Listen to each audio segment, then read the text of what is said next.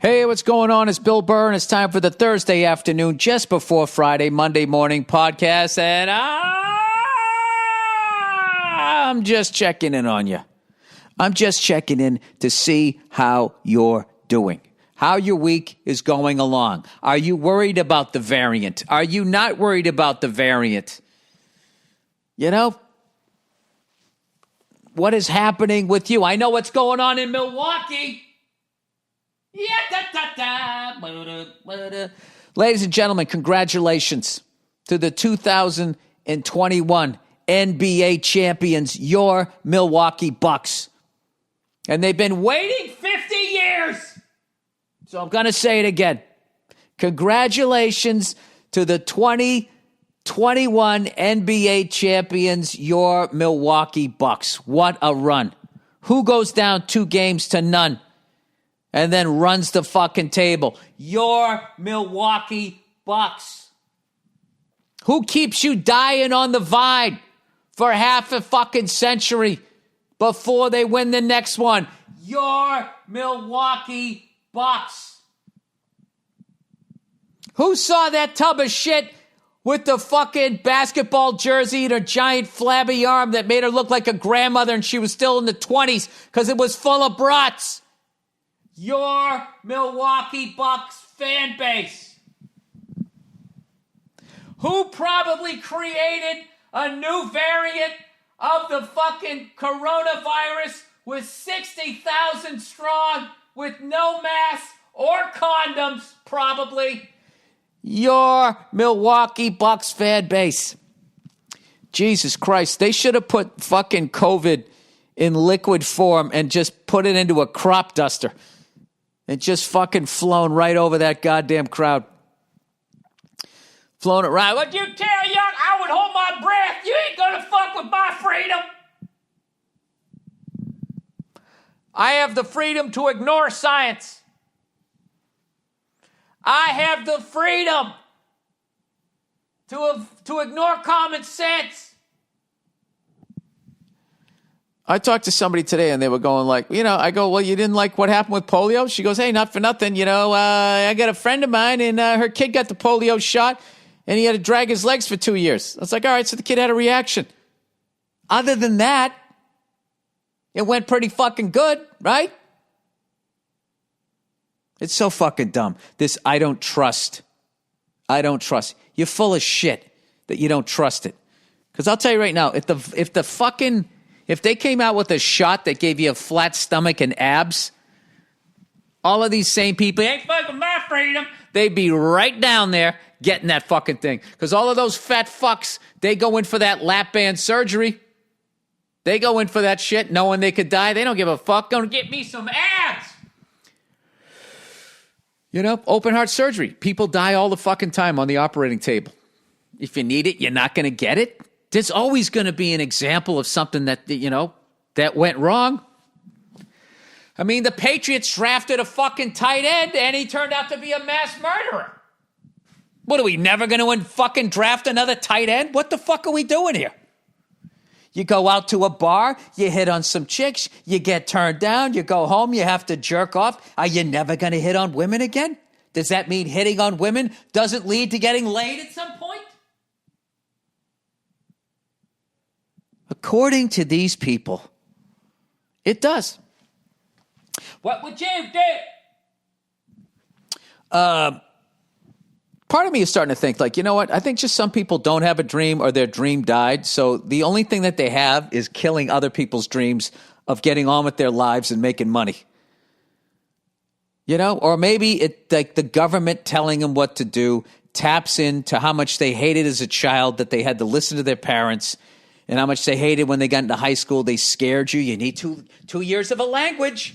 You got to have this. If you don't, you need an extracurricular activity. Do you remember the first night when you were on your own?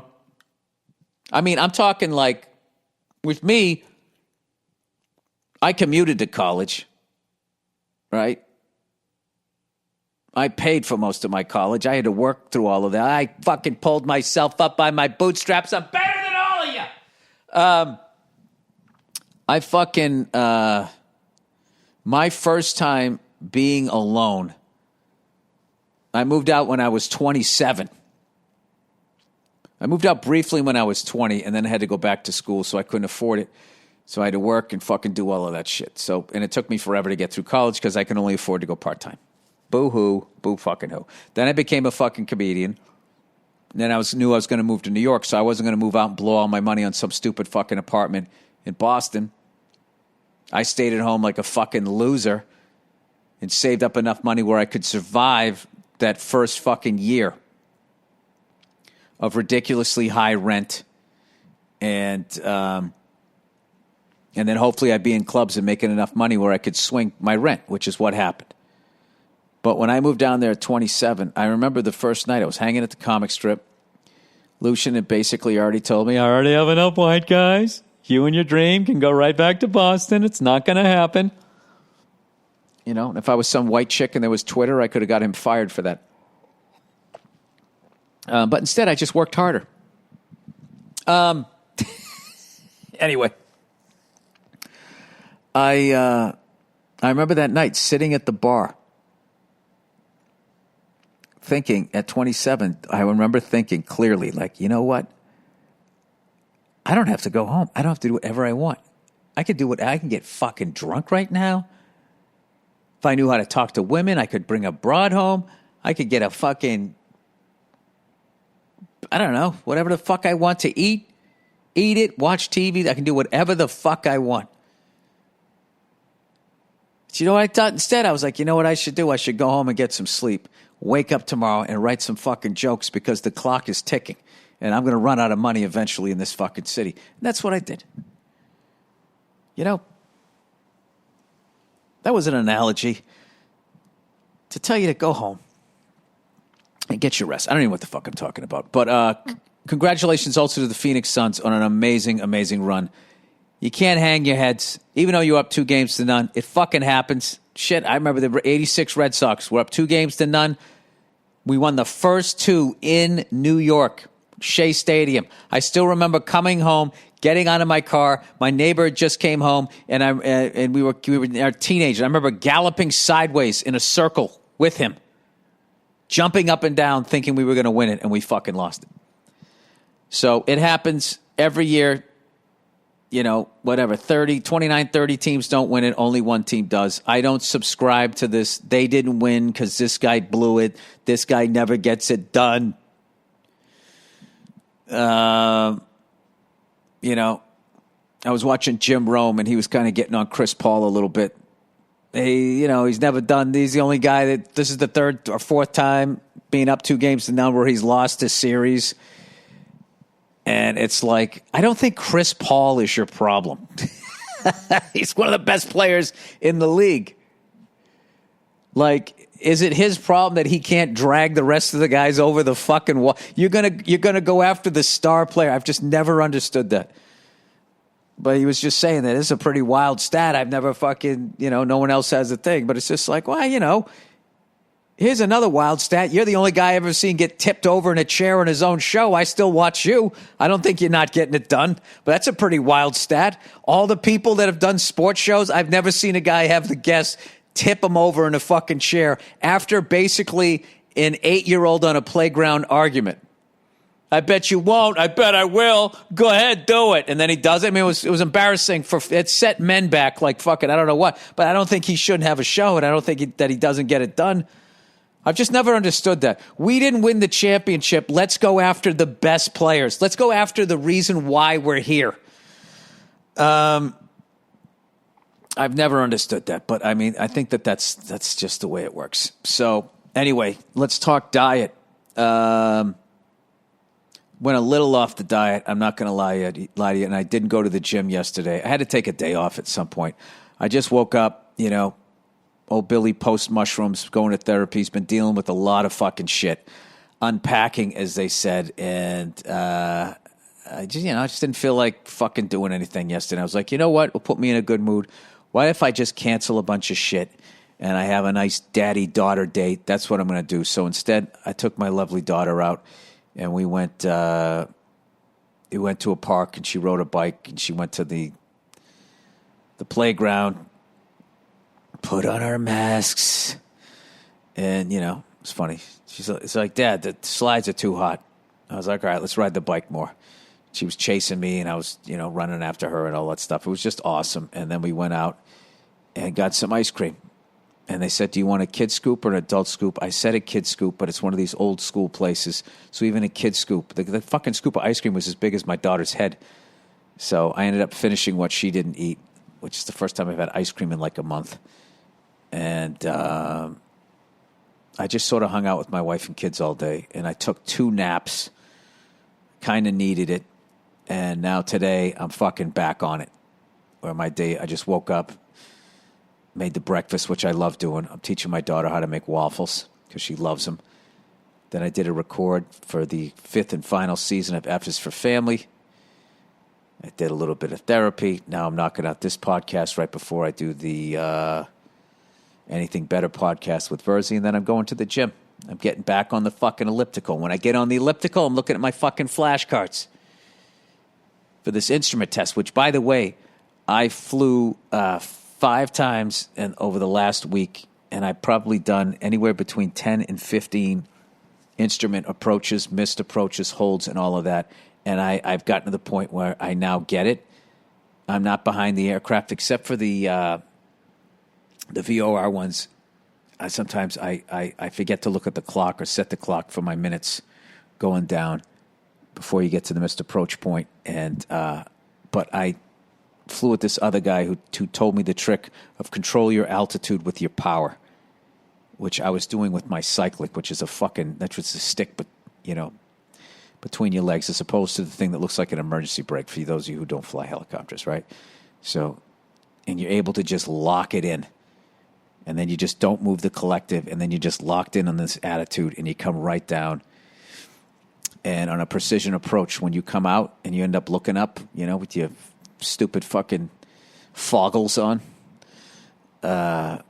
and the runway, you're like dead center right down the middle. And I just been having an absolute blast. I understand all the avionics in my helicopter now. And I got to tell you, like, I landed yesterday or 2 days ago, and I just felt like a pilot for the first time ever. Like, because we ended up doing like an auto rotation in, and I did a really great auto, and I was just like, I'm feeling one with this thing, which is beyond exciting. And I am now obsessed with approach plates. Like, I was looking at them for like major airports, like Logan Airport in Boston, and just seeing all the different ways of coming in, and I can tell the difference between the if I need to be in VOR or in GPS. It's fucking wild, man. I can't believe after that I got all of that in there in the old hard drive. So I'm very excited about that. I'm excited to not be. My wife freaked out the other day when all that CNN bullshit was going on, which I fucked up, was because usually whenever I trash one, I always trash the other, but that time I didn't, so Fox News picked it up. Isn't that funny? Which really proved my point that it's really not news. Because if it was news, they would have brought that up when I was also criticizing them along with CNN.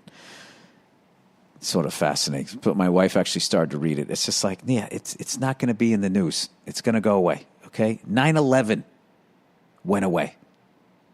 That was on the front page for like 2 weeks, and eventually that went. If that went away, if that fucking tragedy went away, I really got to think after a couple days, my fucking whatever the fuck I said on a podcast is going to go away. Because she started to read it. I go, I don't want to fucking listen to that shit, your fucking version of what you think I said. But anyway, really excited, though, getting back to the Milwaukee Bucks, man. What a performance. Antetokounmpo, Middleton, Holiday, the whole fucking team. I really needed that white guy to hit those last 2 foul shots, and he didn't. You know what I mean? There is something about watching the NBA, where it's exciting, and then as a white guy, sometimes you get low self-esteem. It's like, Jesus Christ, can you get the fucking rebound? Hit the 3. Can you hit the 3? I'm not talking about European white guys. I'm going to say it, okay? American white guys need to step it up. That's actually not true, because that white kid on fucking Milwaukee kills it. No, I'm sorry, on Miami kills it. I don't know the names. All right? I don't pretend to know the fucking names. I used to know names. I used to name names, but I just don't have the fucking bandwidth anymore with the kids.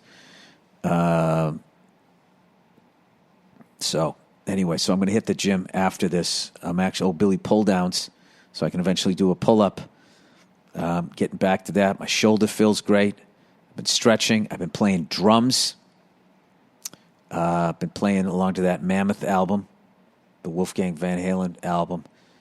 Loving that. And he played the drums on that. Dude, he's a fucking badass drummer, too, with a killer foot. So I've been having a good time with that. And I don't know. I think yesterday I had like that fucking Catholic guilt. Does anybody else have that? The fucking Catholic guilt that if you actually take a day off, I could be doing something right now. Dude, I laid around like a fucking goddamn grizzly bear yesterday. I didn't do shit. Well, I guess I took my kid to the park. But I do remember when I was eating ice cream with her. And I was kind of sitting there. And I was just thinking, like, this is what someday when I'm laying on my deathbed, this is what I'm going to think about. Is that I did this. And I'll be happy that I did this. As opposed to, I got to go over here, I got to get this done, I got to do that, I got to get better at this. And I just like, you fucking relax there, Freckles. Why don't you sit down long enough to have a little bit of sunspots on top of your fucking head there? Jesus Christ, that's all I do is I just wake up and I just start fucking running around like a lunatic. You know what I did do the other day? Which for any other people out there shaved their head. You know which is fucking great?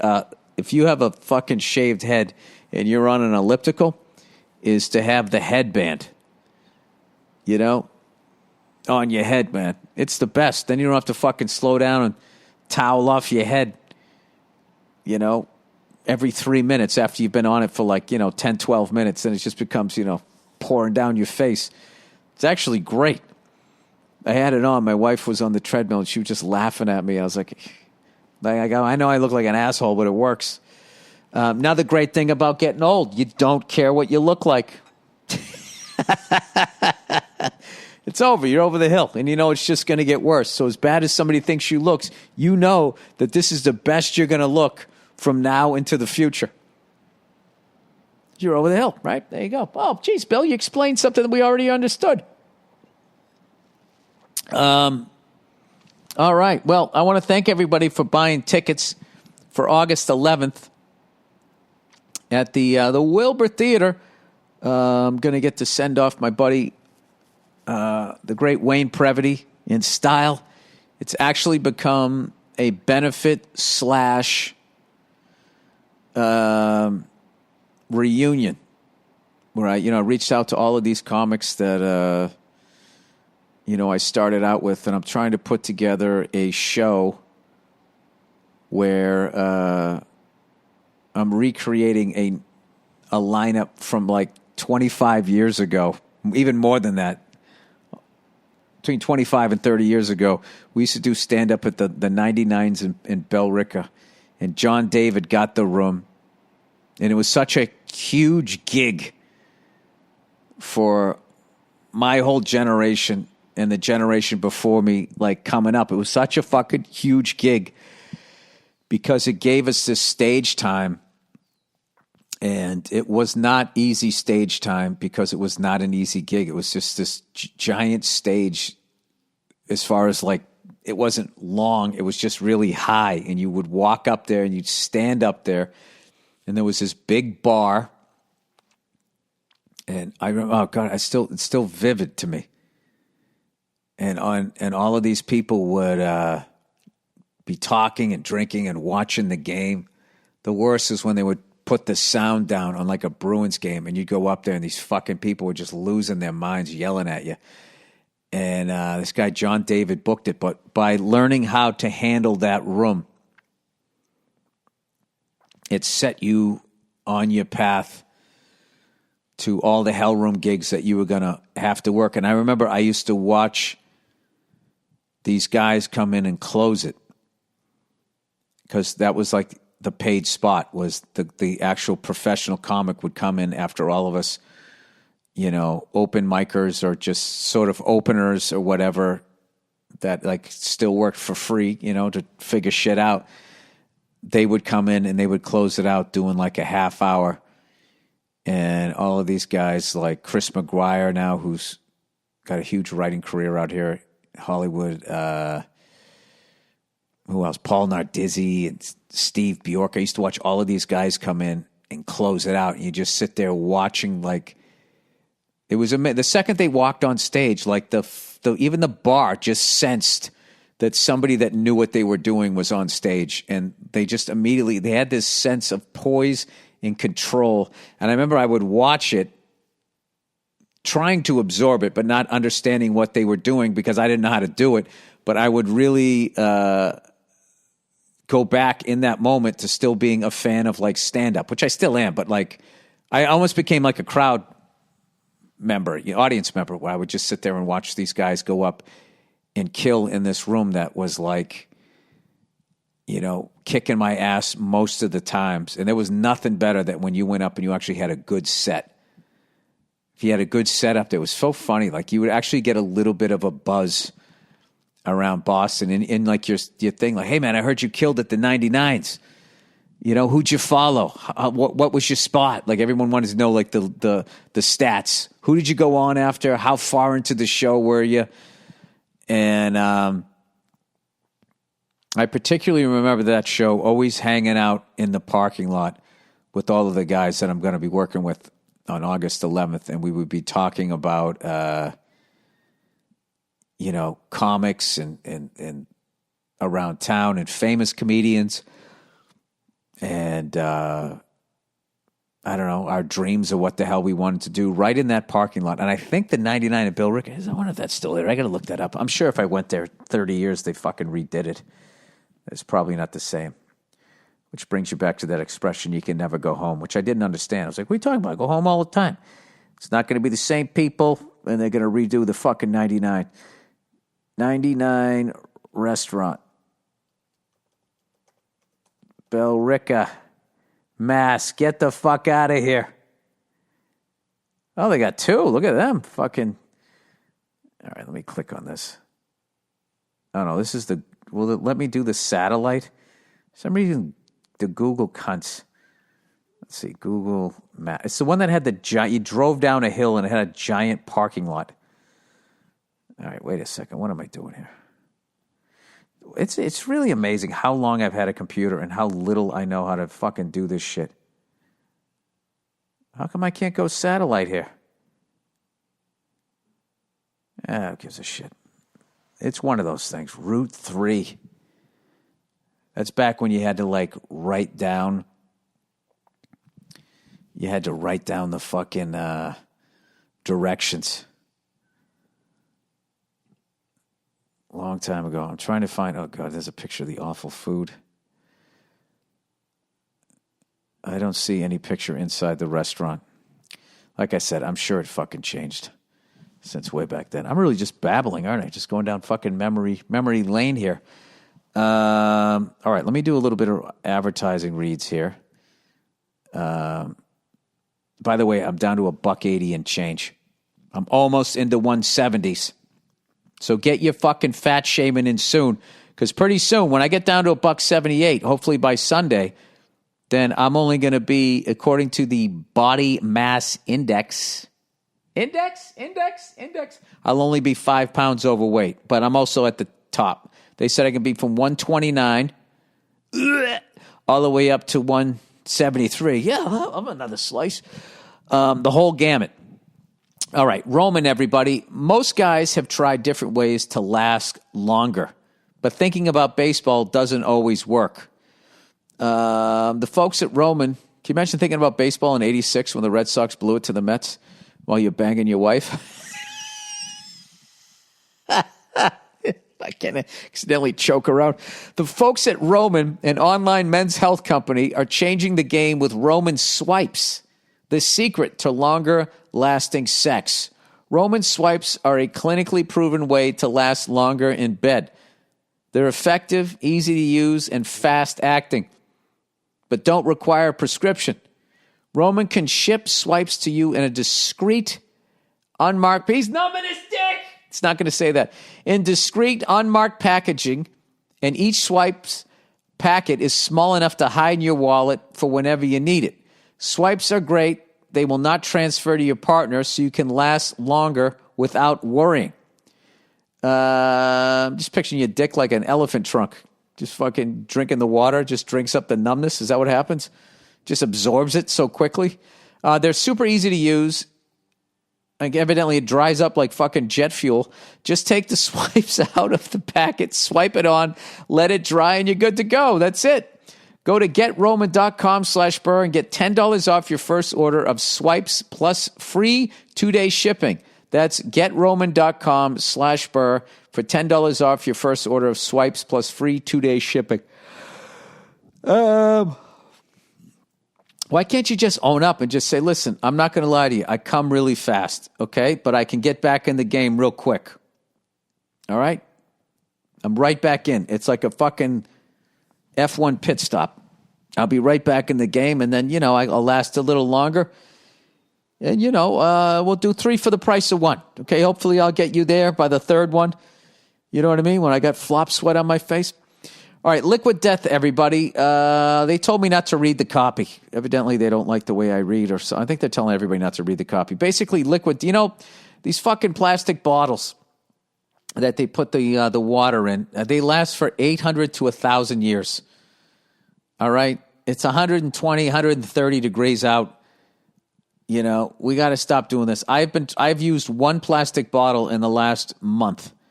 And I've been doing stand-up like a maniac. I literally bring like a thermos with me, my water at home, or I just grab a Liquid Death because it is made, they stick it in an aluminum can. It looks like a Bud Tall. Liquid Death also donates 10% of their profits to help kill plastic pollution forever. I think, at this point, we can't keep blaming the big companies or expect them to do anything about it. I think if we act as individuals, they'll see that this is the direction people are going in, and then they'll see dollar signs, and maybe they'll actually help clean up their act. You can get these wonderful cans of water, biodegradable cans that will at Whole Foods or 7-Eleven. And also, I got to tell you, it tastes better. But water in glass or aluminum or anything like that just tastes better than just fucking in plastic. Plus, I heard they sit in the warehouse for like fucking years. Anyway, you can get a special deal through me. Go to liquiddeath.com/Burr to get a free set of koozies with your first order or any case of water. And while you're waiting for your free koozies to arrive, grab some Liquid Death at any Whole Foods or 7-Eleven. That's liquiddeath.com/Burr to get a free set of koozie and your first order of any case of water. Grab some cans now and completely murder your thirst. That's what I've been doing. I am completely off of water bottles. I have to figure out a way to do this when I'm on the road. And I'm thinking the way to do it is I'll just buy some Liquid Death while I'm out there. I might just put it in my rider because they're at like Whole Foods, which I think are around. You know what? I'm going to fucking do that right now. I'm going to send that out to my agent there. Give him something to fucking worry about extra. Like, oh, Jesus. He's becoming a diva. Look at him. Flies a couple of good instrument approaches, and then all of a sudden you can't tell this guy a goddamn thing.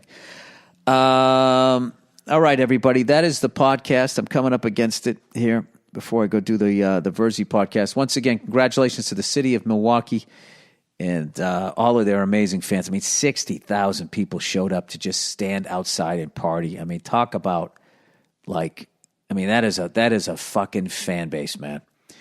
I actually went to a home game there a long time ago when they played at like the fucking Bradley Center or something like that, and that was probably the early 2000s, late 90s, early 2000s, sort of the depths of the Milwaukee Bucks drought.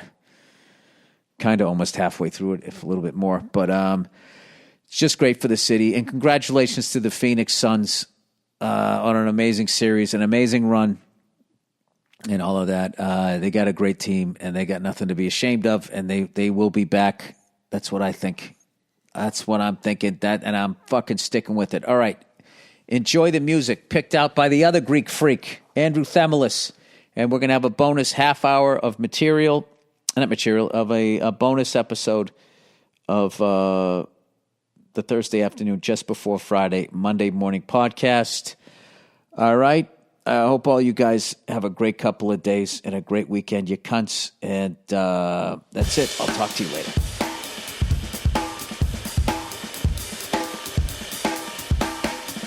Hey, what's going on? It's Bill Burr, and it's the Monday Morning Podcast for Monday, July 22nd, 2013. Off we go into the wild blue yonder, flying high into the sky. Fuck. I got a bunch of shit to do today, people. Just like you. Even my Mondays are busy. I actually got a lot of shit out of the way already. I walked my dog around the block. It took a shit. I picked it up in a bag. All right? Unlike that Rappaport fella. I picked it up, right? And I put it in somebody else's barrel, which is the right thing / douchey thing to do. The ultimate neighborly thing is you pick it up and you hold on to it till you get back to your own trash can, and then you put it in there. That right there, that is a class act. All right? Then you have tier 2, you have me. Well, at least he picked it up, but then the cunt threw it in my trash barrel.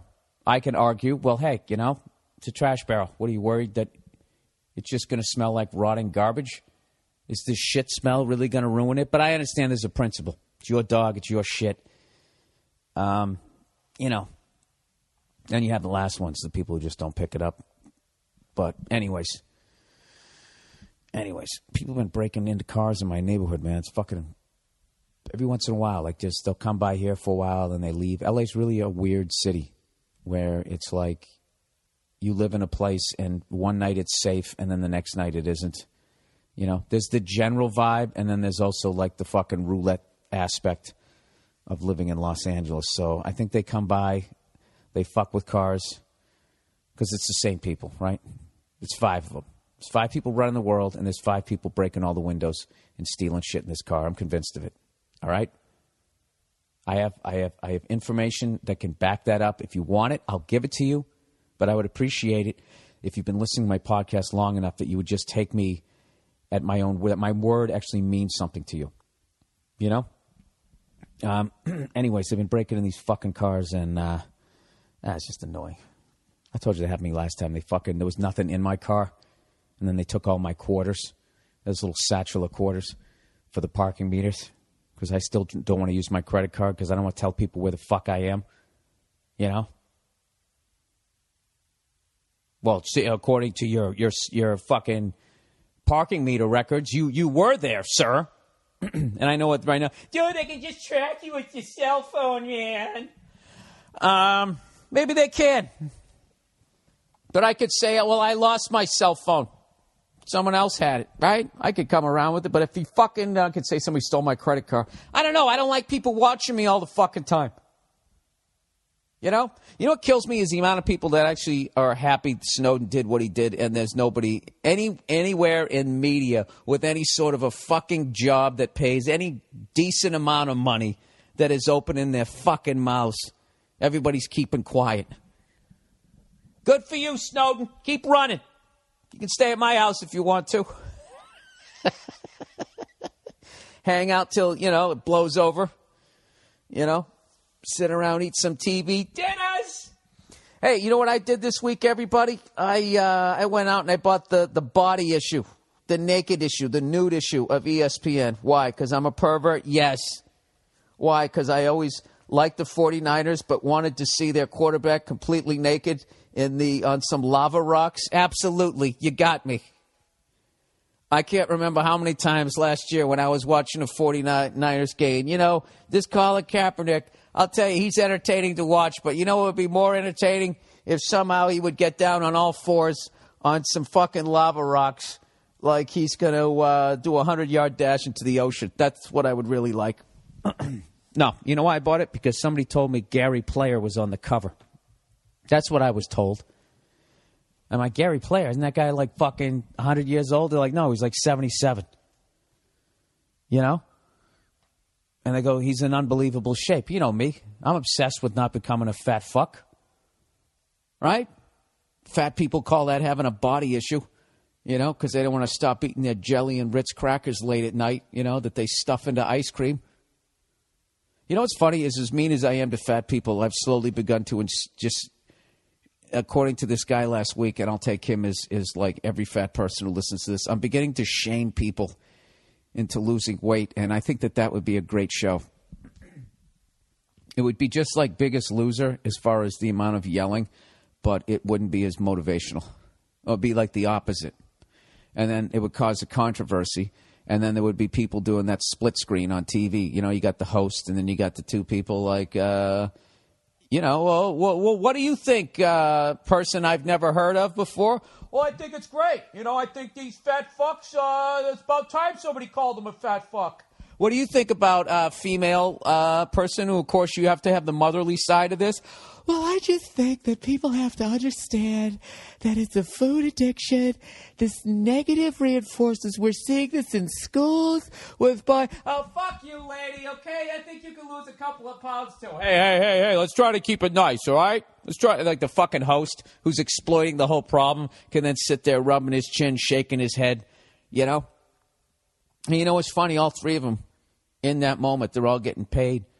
They're all making money off of the lard that's in the asses of so many people these days. And I like to think that that's the true tragedy. I like to think right now that I'm thinking outside the box. The ice box, I guess you would call it. What's the deal?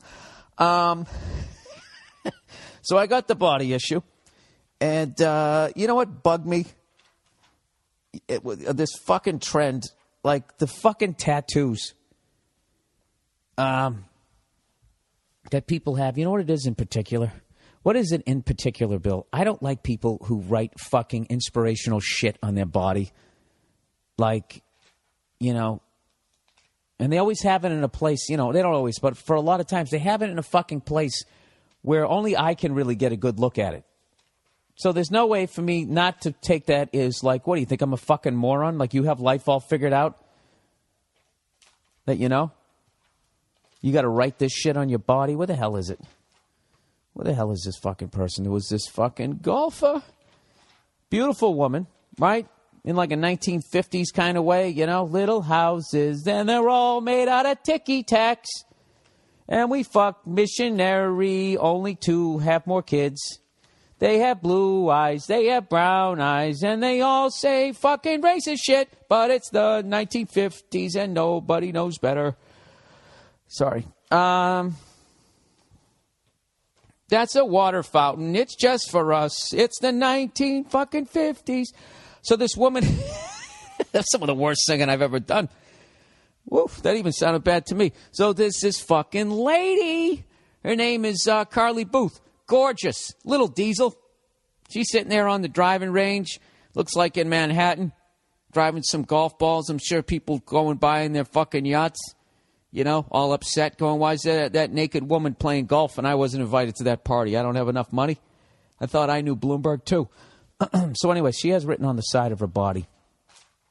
All right, it starts at her waist and then goes down to whatever that piece of meat is that's between, it's at the same level as your ass cheek. Your side of your hip, I guess you'd call it, right? Is that what it's called in the medical field? So anyways, this beautiful woman has something. I can't even read the first. It looks like the symbol for pi. I don't know what it is. She has written on the side of her body. It says, whatever is not. Oh, Jesus Christ, I can't read this. Whatever is not the stars to hold our destinies, but in ourselves. Or our destiny. I can't read it. It's too far away. But I just don't know. Why do people do that? Is that for when she's hooking up with some guy, right? And he's banging her doggy style. And he kind of leans over and he looks and then he reads that. And like, what's he supposed to think then? Right? Like, damn. This bitch is deep.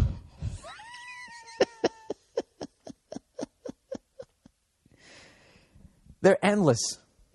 Guys get them too. Trying to be a little more fair and balanced. In the spirit of Fox News here, where I totally lean one way, but I try to just say I'm fair and balanced. Let's search this right now, shall we? Tattoo sayings. All right, click on there. We got some images here. All right. Oh, look at all these beautiful girls with sentences. It's like not only do you get to enjoy their beauty, they get to help you out with life. Let's see what we got here. Let's view all images. Well, make them bigger, you cunt. All right, this gorgeous woman, she's doing that thing where she puts her thumb in her fucking belt loop and pulls her jeans down a little bit. That's like the classic when you have like the bathing suit edition of Sports Illustrated. You always got to have like, for you future women out there, or male models, I think guys can get away with it too. What you do is you're totally naked, you have little Speedos on, and you're not showing enough skin. So then you got to take a thumb, you stick it in the side of it, and you pull it down a little bit. And then you have this look on your face like, what? Did something happen? All right, she has on her side, fall down 7 times, stand up 8. It's just... If you're truly a strong person, can't you just, hear that and just, remember it? I am enough the way I am. This woman has this written on her collarbone, and it goes right into the ball and socket joint there, whatever the fuck you call it. The ball joint there and your shoulder. I am enough the way I am. I see that, all I want to do is just give her a hug, pat her on the head, and just be like, I'm sorry your parents did whatever they did to you. I'm sorry they didn't say the things they needed to say.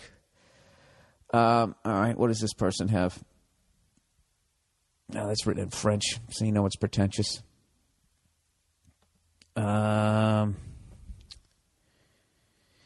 Infinite. I don't know why you would have that on there. This is my favorite one. This guy has this written on his wrist. Take a chance they don't come much bigger than this. So whatever the situation is, be it he meets the girl of his dreams or some hooker who doesn't have a condom, he looks down at his wrist and that's what it says, right? I don't know. Is this bombing? I was in heaven, I was in hell, believe in neither, but fear them as well. Damn. Were you really in heaven and were you in hell? Here on earth, or did you visit another land? This fucking jerk off. He probably unloads trucks. He had it written on the back of his calf. Right? You're just a fucking asshole. You should have said asshole and then a fucking arrow pointed right up at your fucking asshole. All you pretentious cunts with your fucking song lyrics and crap on your body, can you put them in a place where we don't have to look at, I don't have to look at. I'm not going to speak for everybody. All right? That guy, if I was a dictator, if I was running shit, all right? After I assassinated or imprisoned or pistol whipped every fucking banker I could find, I would then be like, all right, you have 2 options. You either get that fucking thing removed, all right, or you never wear shorts again. You're allowed to wear your underwears when you walk around your apartment, but that's it. Other than that, go fuck yourself. Look at these fucking people. Every new beginning comes from some other beginning's end. Oh, geez. Well, wow, I never looked at it that way. Thank God you wrote that on your rib cage. Would you like another fuzzy navel? Oh, my God, this girl's got an entire story written on her back. I just love this passage, and I always wanted to have it written on my back. All right, the shoulder blade tattoo. What has she got here? What does this one say? Oh, there's a lot of women with shit written on their backs in different languages. All right, here's to me, here's to you, and here's to life and laughter. I'll be true as long as you, and not a single moment after. Jesus Christ. What? And it literally looks like she wrote it on her back and had someone else fill it in. Here's to me, here's to... Oh, my God. Love never fails. All right, this guy's gotten written on both forearms. I listen to the bray of my heart. I am. Oh, my God. Dude, these are like... the thing I like about this shit that they write it on their bodies is that's just a great thing to read during a first date. All right? Here's one for you. If you meet a girl with a foot tattoo, you got to go in another direction. Right? There's nothing uglier than a foot tattoo. I don't understand. I don't understand. You know what? I'm sure there's a lot of you guys out there. Probably most of you at this point have tattoos, right? You know? At what point are those things going to go out of style? Has this podcast just completely lost momentum? I feel like Lenny Bruce when he fucking just kept reading his court cases. I really got way too into that tattoo. I'm enough with the tattoos. Every fucking athlete that stupid issue's got some big dumbass piece on their back of their shoulders. And you know what? I got to be honest with you. It all looks the same. Bunch of squibbly squabbly doos. There's always a fish or a fucking dragon in there. You know? The fuck is wrong with you? Everybody else has one. I want one too. It's one of the greatest things I ever did was I never got a fucking tattoo. Back, you know what's funny? Back when I was just a lad and you got tattoos, people, it was the tail end of getting like cartoon characters, like just about 4 inches away from your dick, you know? You get it like, I remember there was a guy who had Yosemite Sam with the 2 guns and said back off. And it was just to the right of his package. You know, I knew another guy, he got the fucking Budweiser label. That's what you got, you know? You didn't sit there and have to be like fucking, you know, a stitch in time saves the sorcerer who gets up early and catches the worm. Yeah, bunch of fucking cunts. You know what? Keep getting your tattoos. I like it, you know? It's branding you as someone not worthy of talking to. Can you guys do that for me this weekend? Can you walk around when you see people who have those and when you just read them, just point at them like you're in that Invasion of the Body Snatcher and just go, oh, shit! Damn! And then fucking walk away. No, don't do that. You know what? Don't even listen to me. All right. The fuck was I going to talk about this week? Oh, guess what I did this week? Oh, freckle-faced Bill. Guess what I did? You know, a year ago I rode a fucking motorcycle or whatever. I went dirt bike riding. I actually took a motorcycle safety course. It was a day and a half. And I got to tell you, man, it was fucking exhilarating and terrifying. So I passed the class somehow. I don't think I should have. I was doing my little U-turns. I had to put my little foot down there.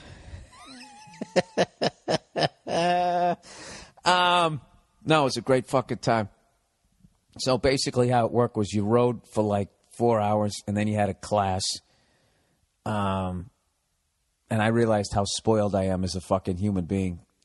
You know, just having the life that I have where I don't have a boss and I basically do whatever the fuck I want. I have not been in a classroom. And I just immediately, I just takes me back to why I chose the route I chose. I just never liked the classroom situation. But this was actually a great time. But I just immediately had anxiety. And I'm like half paying attention. And then in the end, they're like, okay, now we're going to do the test. And I went right back to when I was like in 8th grade. Like, oh, God, I'm going to fail this. And the guy's like, no one has ever failed this. And you're like, oh, good, pressure. I'm a moron. We're sitting there at the table and everybody's fucking finishing before. There was like, I don't know, 40 people in the class. I think I finished 37th as far as completing the test. I don't know, this is 50 questions. I got 4 wrong.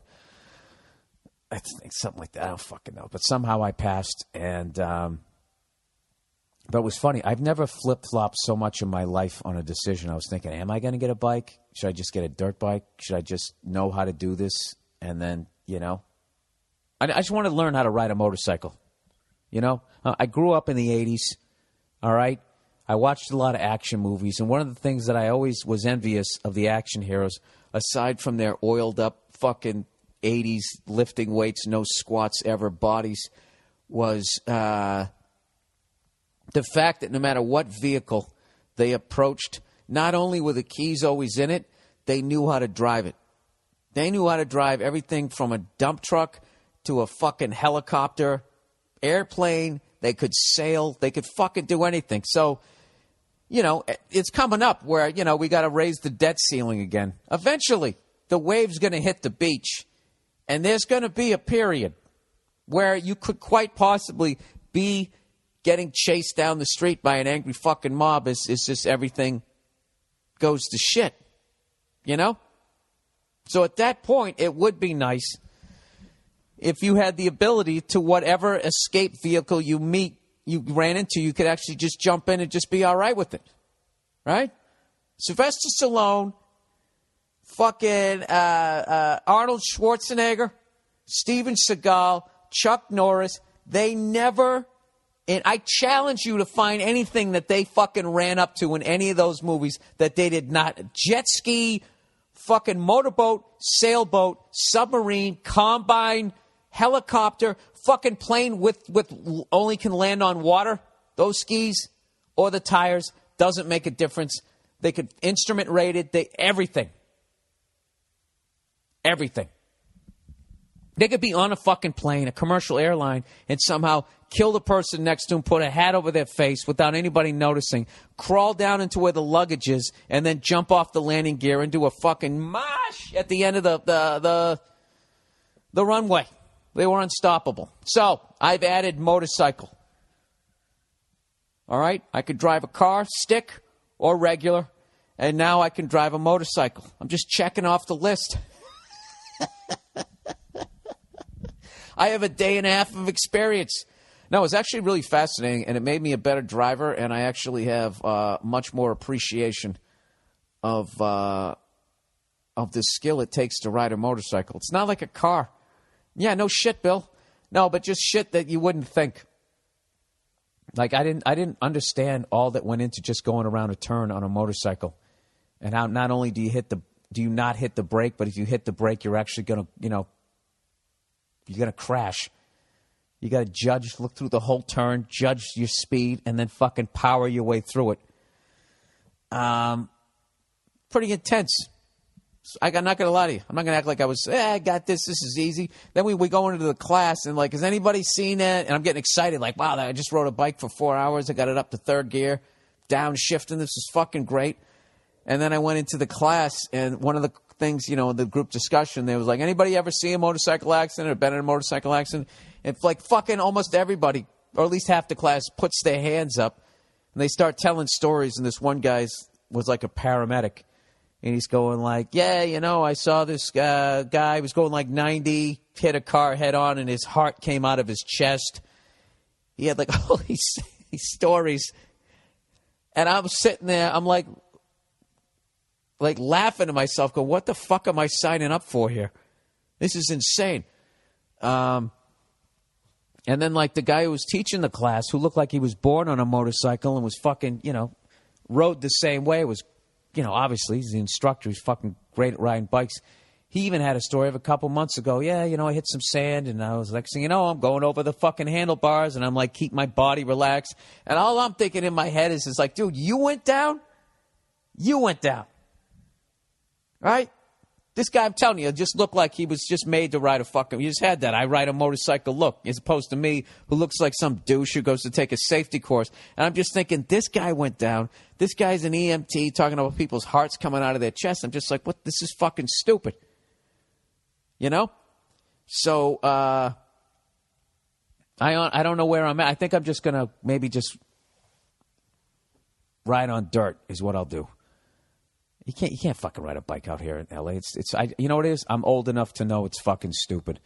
So I think if I'm gonna do it, I just get like a dirt bike and I put it in the back of my truck, drive out of the city, and all the people texting, get to where the trail is, and then just ride around on dirt. Now I know all you cunts are gonna be like, actually, most of the fatalities happen off road. People not paying attention. I know. I understand there's risk with everything, but I don't know. I think it's a good thing that I waited till I was 45 to learn how to ride a motorcycle. Because if I was 21, and I wouldn't give a shit. It's not going to happen to me. That's not going to happen to me. Like, you get older, and by the time you're my age, shit has happened to you or some close friends. So you're kind of like, that could happen to me. Kind of like my heart in my chest on this side of my rib cage. But I got to tell you, though, I definitely got the bug, and it's the most fucking fun. By the second day, I was actually getting frustrated because I was thinking, like, I just want to take this out on the street. I'm sick of speeding up and slowing down. I just want to drive this fucking thing, and I don't know.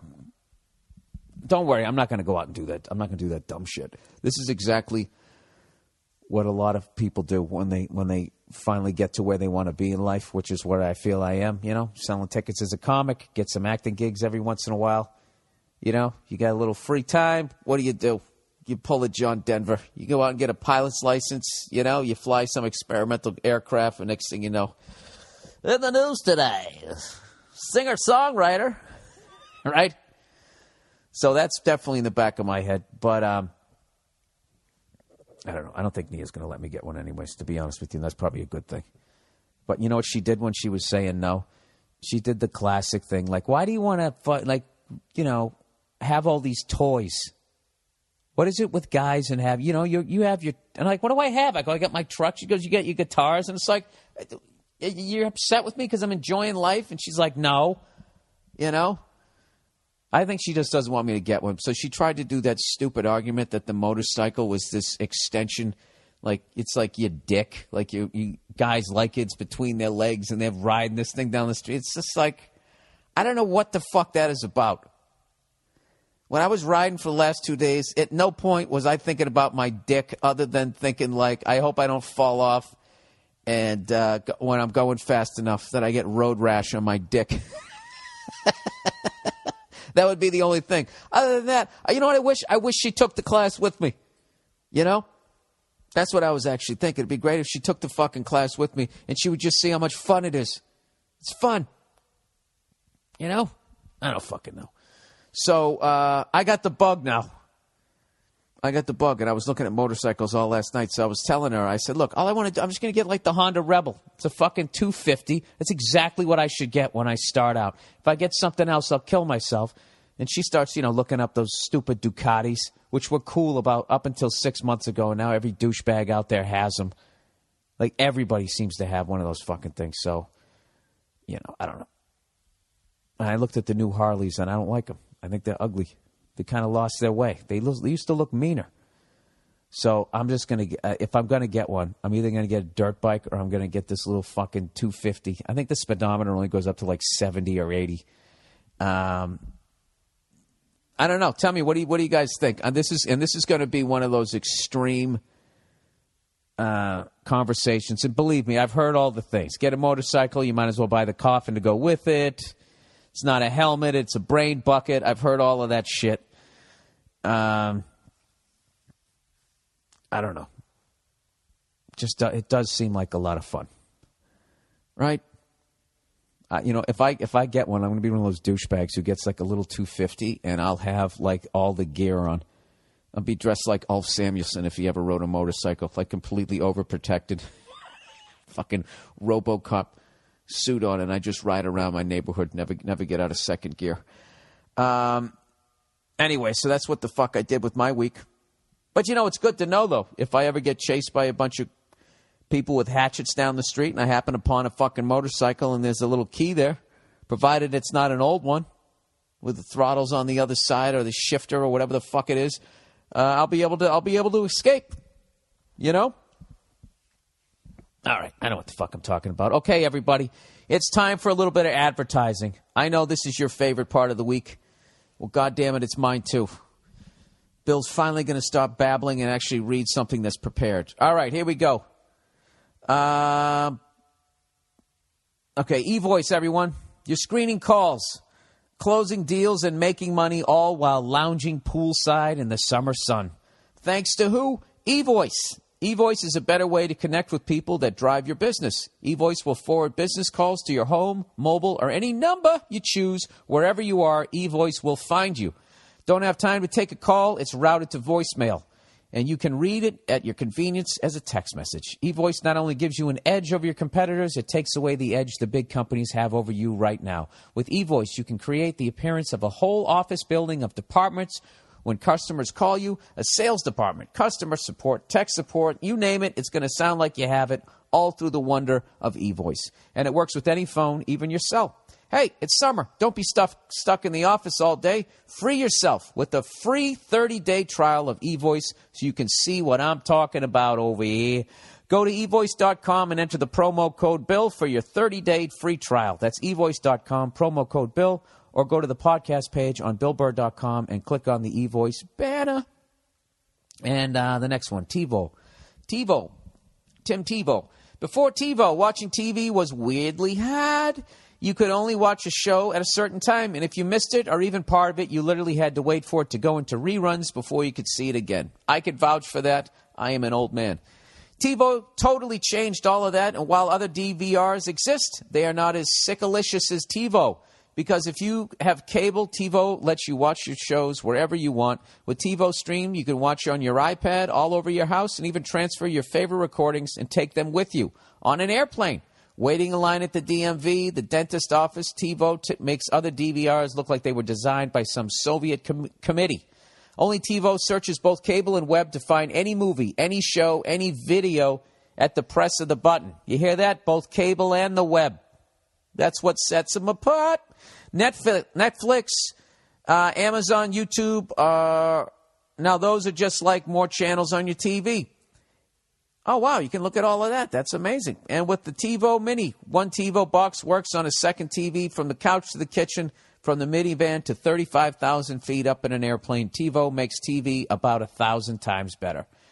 There you go. All righty. Bing, bang. That was easy, wasn't it? All right, let's get back to this. So anyway, I'm looking at the body issue here, and I'm telling you, to get inspired, Gary Player. The guy's like 77 years old. I forget what he's at. 5'7", weighs $155. He's like at his high school weight. There he is. There he is. Who he is. Golfer. PGA Tour winner. Achievement Award winner. He's 5'7", 150 pounds. I got to read this quote that he didn't have to have tattooed on his tattooless body here.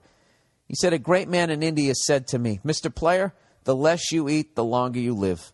In Western society, it's eat plenty and die young. I'm 70% vegetarian.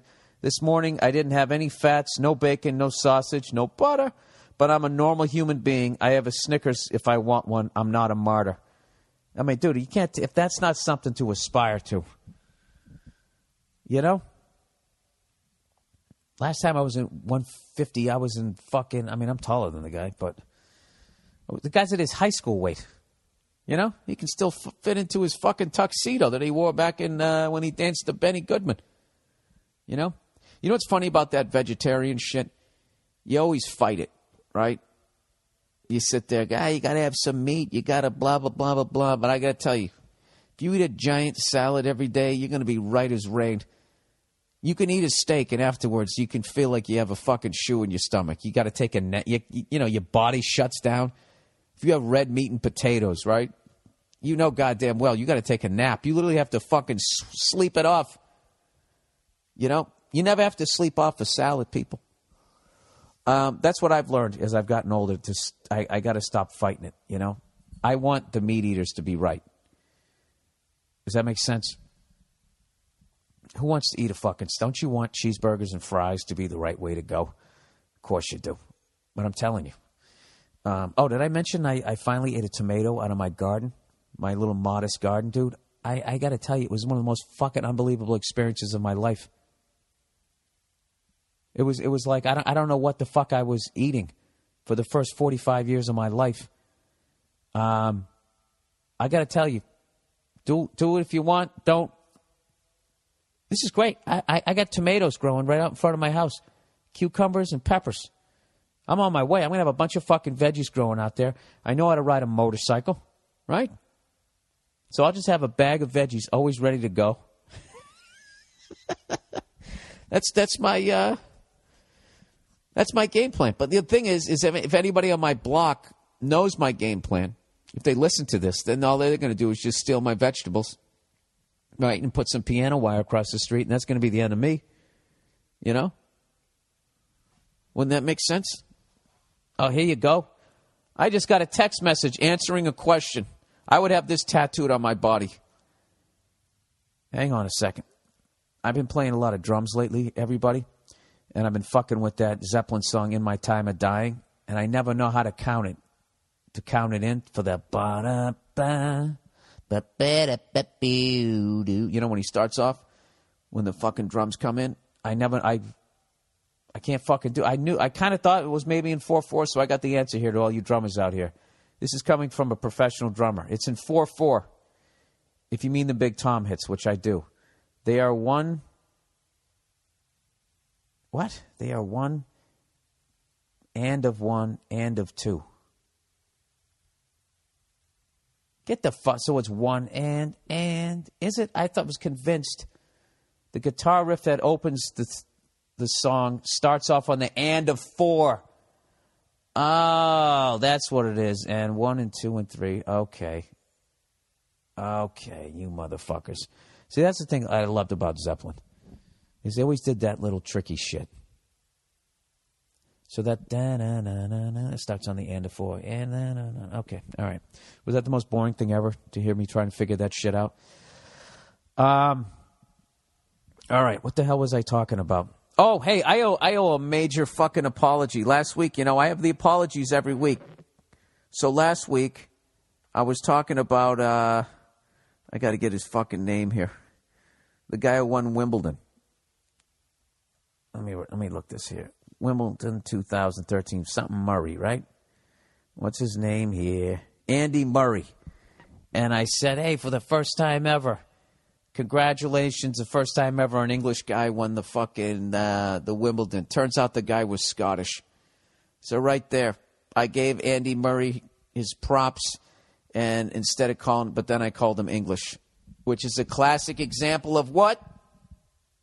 That is some cold lotion. I want to hear somebody send me some audio of that with the fucking Scottish accent. I apologize to everybody in Scotland. People in Scotland can't stand English people, Actually, most people in Ireland can't stand them either. They're not a very well-liked group of people. And you know why? People are just hating on them. Just hating on them, how fucking successful they are with their kingdom. Right? Great Britain, the English Empire. They got, something? They're like a franchise that got bought out. Like, remember back in the day, there was Kinko's everywhere you went? And, Blockbuster. They're like the Blockbuster video of fucking empires. Actually, every empire is. After a while, you just get bought out by something else. And I would say that our empire, the United States, we're like Blockbuster in like 2006. You see the writing on the wall. So that's it right there. You can't be a tub of shit.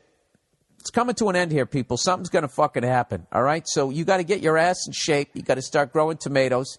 And you got to learn how to drive, ride, sail, any fucking thing that's out there. I'm a fucking moron. I don't have anything to talk about this week, people. I'm not going to lie to you. I got nothing. Okay? Usually I talk about sports. Oh, I know what I can talk about in the wonderful wide world of sports.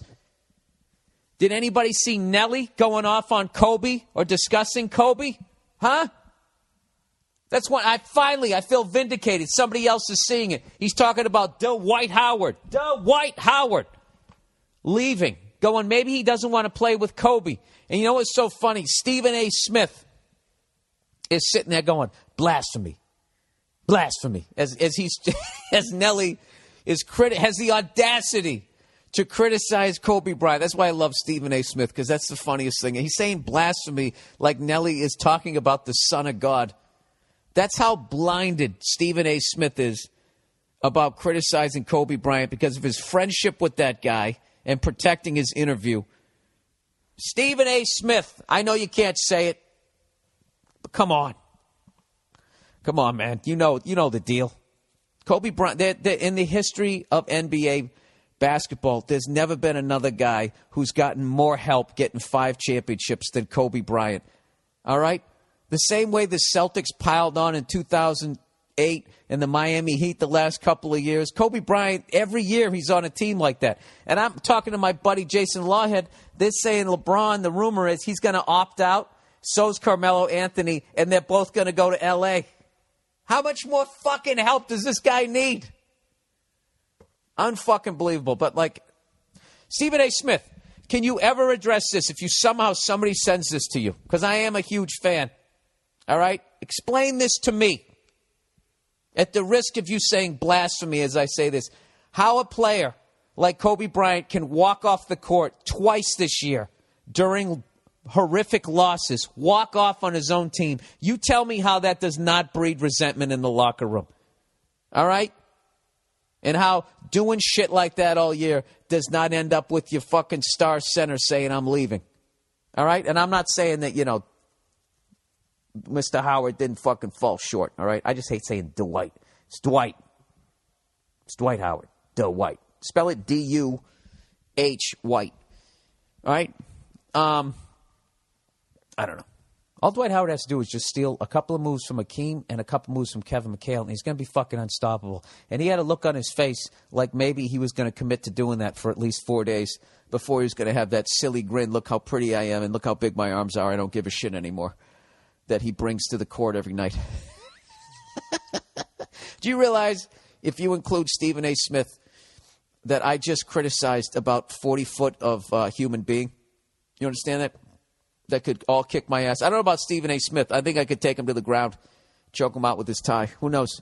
Blasphemy. Blasphemy. But that's one of the YouTube videos of the week. You got to see that. And then I also have a great, I was watching the NHL Network this week, and NHL Network, underrated. They just, you know what they did?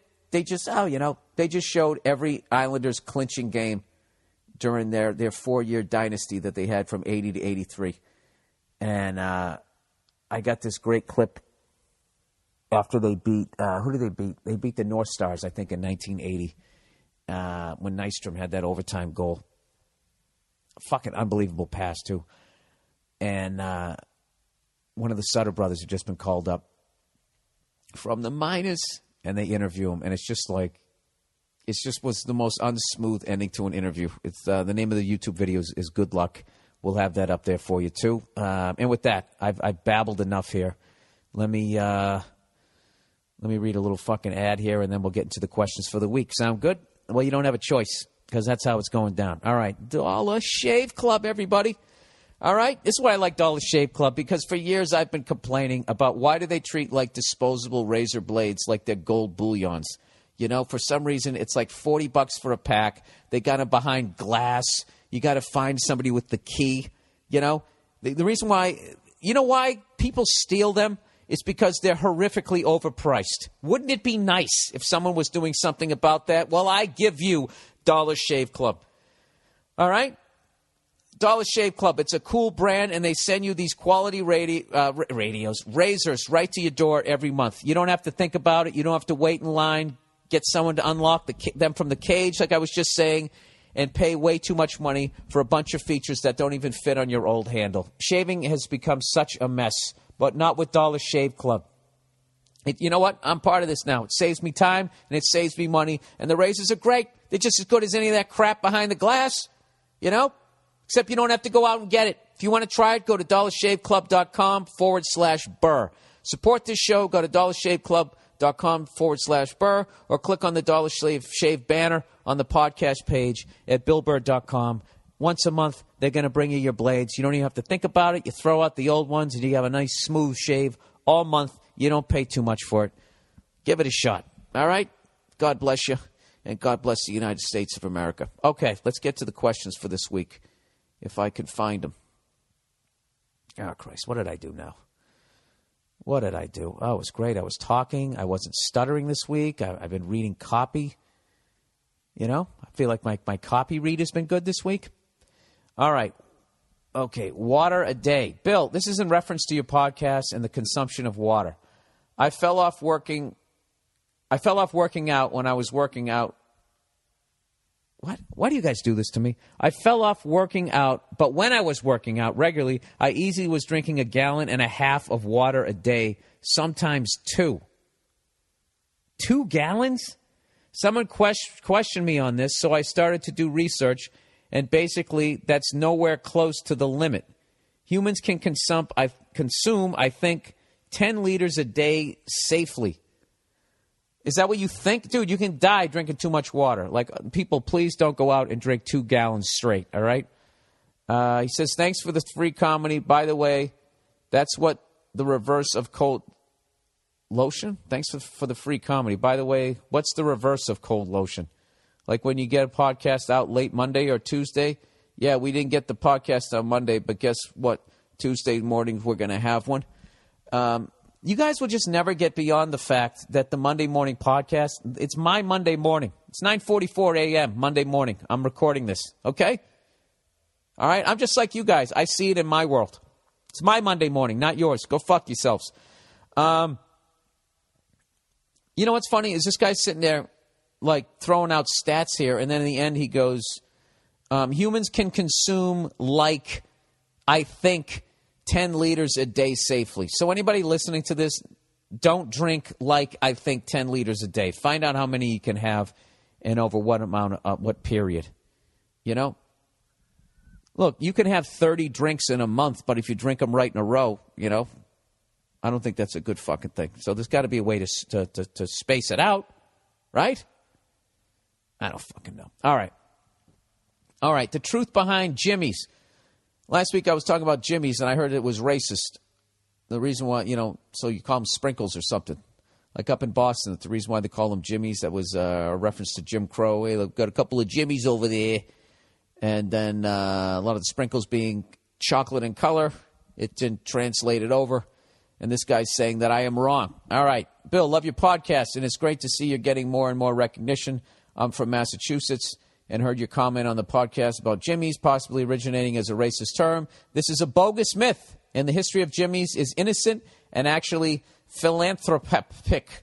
I can never say that word. Philanthropist. Whenever I see it, I can't say it. Philanthropic.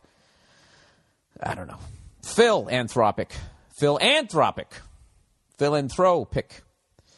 So please don't get sucked into these urban myths just because you heard it from some idiot cunt. Seems that I've heard you blast these types in your act. Anyways, thought you would find this interesting and go fuck yourself. The Jimmy story is below. There is nothing racial about the name Jimmy's, and there are no connection whatsoever with the Jim Crow laws. Jim Crow laws were anti-African laws that many southern states passed following the Civil War, and they had nothing whatsoever to do with Massachusetts. Now, wasn't Jim Crow laws was basically separate but equal, and it was never equal. It was separate, shittier, but called equal, correct? Is that what it is? Anyways, here's the story. The Brigham family of Boston was in the restaurant business in the early 1900s. In 1911, based on a bequest from the patriarch, the Peter Brent Brigham Hospital was founded. It later merged with the Boston Lying-In Hospital and is now known as the Brigham Women's Hospital. 3 years later, in 1914, a son, Edward L. Brigham, started the ice cream restaurant in Newton called Brigham's. I remember that place. Brigham's was the shit. It later became a chain of restaurants. In 1927, Sidney Farber graduated. Jesus Christ, is it going to be this long? Can I just tap out and say you're right? 1927, Sidney Farber graduated from Harvard Medical School and became a pathologist at Peter Brent Brigham Hospital. Jesus, this is too fucking long. In 1929, he became a resident pathologist at the Children's Hospital. Meanwhile, in 1930, a candy campaign out of Bethlehem, Pennsylvania. Dude, can you just get to the fucking point? Bethlehem, Pennsylvania, called Just Born, introduced chocolate grains that could be used as a dessert topping. The man who ran the machine that made the grain was Jimmy Bartholomew. So the grains became known as Jimmy's. You know, everything was sounding great. You had all these dates and all these long names of hospitals. And then you're like, there was some guy named Jimmy, and he came up with them. Fast forward to 1947. Dr. Farber established the Children's Cancer Foundation, known as the Dana-Farber Cancer Institute. The next year, 1948, Dr. Farber established a fund to raise money for children's cancer. A 12-year-old boy named Einar Gustafsson, this is such bullshit at this point, these names are too long, became the poster boy. He attracted is this the Jimmy Fund? He attracted widespread attention after a 1948 radio broadcast. For the purpose of keeping the boy's anonymity, it was agreed that the poster boy should have a more all-American sounding name. Yeah, because no one would care about an Einar Gustafsson. Einar Gustafsson, once you have your papers. Peter Brent Brigham Hospital, where Dr. Farber first participated, supported the fund. Brigham Restaurants also decided to help raise money for the Institute by offering to put chocolate grains on top of ice cream cones and sundaes for an extra penny. They got the grains from the Just Born Company, which sold them as Jimmy's. The penny went into the fund when you got Jimmy's. The boy's nickname became Jimmy, and the fund became known as the Jimmy Fund. Jimmy was a big fan of the Boston Braves baseball team. Today, they are the Atlanta Braves. Holy shit, now we got the history of baseball. When the Braves moved from Boston in 1953, the Red Sox took over as the sponsor to the Jimmy Fund. That's how the sprinkles became known as Jimmy's. Well, you know what, sir? Like, if that isn't all true, that is the greatest filibustering ever. All right, well, fuck it. I'll call him Jimmy's again because you said so. Another unknown cunt who has a bunch of dates with hospitals and all of that. And now you know the rest of the story. Jesus fucking Christ, was that long?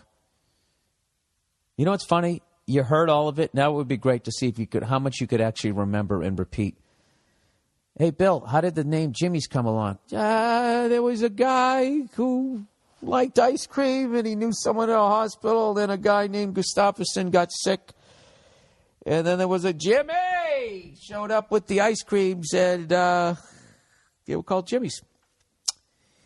There you go. That's how it came about. Public service announcement for divorced listeners. Hey, Bill, a couple weeks ago, you advised divorced guys to go to another city to increase their chances of getting laid by a good 40%. Did I say that? You know, I'm just trying to fill an hour. I don't even remember saying that, and now that I've read it back, it doesn't even make sense to me. I concur. Oh, okay. I guess it does make sense. Allow me to provide a public service to these guys and save them the trouble of trying to figure out where to go. Get to Amsterdam, gentlemen. I moved here 4 years ago from Canada, and it's been insane. There are a couple of reasons for this, none of which has to do with weed or hookers, though you can go that route if you want. Reasons: Dutch women, gorgeous, with bodies sculpted by a lifetime of dairy products and riding a bike. As a definite bonus, they are bored to death of Dutch guys who have zero game. It's like negative game. They're all 14-year-olds, no sense of humor, no manners, no flirting skills, nada. Wait a minute. The whole country, there's not one guy who's just slaying it? There's always one guy in every grade. There's a handful, but then there's that one, the chosen one that just has that thing. Anyways, whatever. And he goes, as a foreigner, you're way ahead of these stiffs as soon as you step off the plane. Yeah, that's true, because you have the accent. You're from somewhere different. Tell me about Winnipeg. And it's not just the Dutch chicks. The city is filled with hot European women, either on a weekend bender as a highly impressionable intern because their own country's economy is even in a shittier place, or as an expatriate sowing their chick oats. It's a freaking gold mine. You can get by here easily on English. Everyone speaks it really well. Throw in a couple of Dutch words, shit that you can learn on the plane, and you've upped your chances by another 30%. Anyway, there you have it, boys. Go fuck yourself. Oh, it says go frig yourself, Canadian politeness. Yeah, you know, that's something I wish I knew back when I was a single man. Just get your ass to a different country, and you're instantly you're interesting. You have an accent, you know. Your clothes are a little different, a different perspective. You know, you've seen that. These fucking cunts come over from England. Oh, hello, love. And they're like, oh, my God, I love your accent. They're sitting there with their fucking tight pants. You can see their ankles and their balls all at the same time, you know. All right, for the birds. Hey, Bill, I got these 2 parakeets. My problem is that these little dudes don't like me. I've tried whistling, petting them. I don't know if you can pet a bird. And squirting them with water. Do they like water? I'm guessing that's a good thing. Parakeets like water. I don't know. Why don't we ask the fucking Jimmy's guy to write a fucking 9 pages on it? I love how I'm upset with that guy because he actually did the research as opposed to me who were like, oh, yeah, I overheard this in a bar. So anyways, this guy's petting his birds. He's fucking getting them with the water hose. He's whistling at them. Woo! Ow! All to no avail. I know they're only birds, but I feel they hold a deep resentment towards me. Well, you clipped their wings and you stuck them in a cage. How would you feel if somebody cut your fucking nuts off, came by, started whistling at you and throwing water at you? You know? I got an idea. Why don't you leave them alone? Why don't you open the cage? Right? Why don't you take them to one of those Kardashian doctors and get a little Botox in their fucking wings and let them fly away? Wouldn't that be annoying to you if you were in a cage? Your arms cut off at the fucking elbows and somebody came up and rather than whistling, they started speaking English at you? Speaking English at you? He goes, I think it's because I yelled at them. Oh, here we go. He goes, I think they resent me because I yelled at them. What were they doing?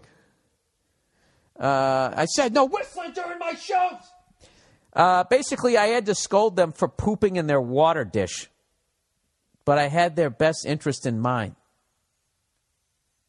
Dude, do you understand how fucking insane you are? That you feel like you can talk to a bird? You know, why don't you, not stick the water dish,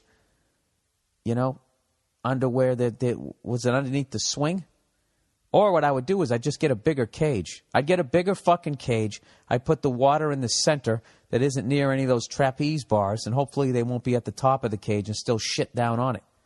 Or I would accept the fact that it's a bird in a cage and that it's, basically anything at the bottom of the cage might as well be the city of Dresden, right? I would just take that as part of it. I wouldn't yell at the birds. But anyways, this guy, he had to scold them for pooping in their water, but I had their best interest in mind. I heard if they drink contaminated water, it can cause a disease that makes all their feathers fall off. Well, you could also read up on it as opposed to me who just repeats shit that they hear. He goes, I do a lot for those little guys, but putting jackets on nude parakeets isn't one of them. Even if I wanted to, I couldn't. They don't even let me pet them, let alone dress them. Dude, you're not a bird guy.